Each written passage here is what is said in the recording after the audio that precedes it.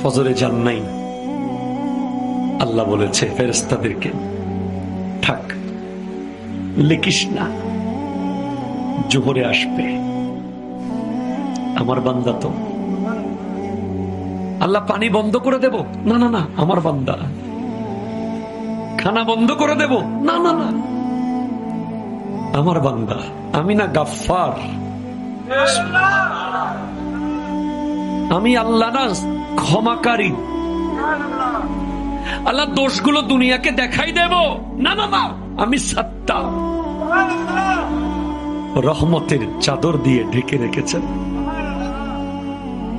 আপনি জান নাই,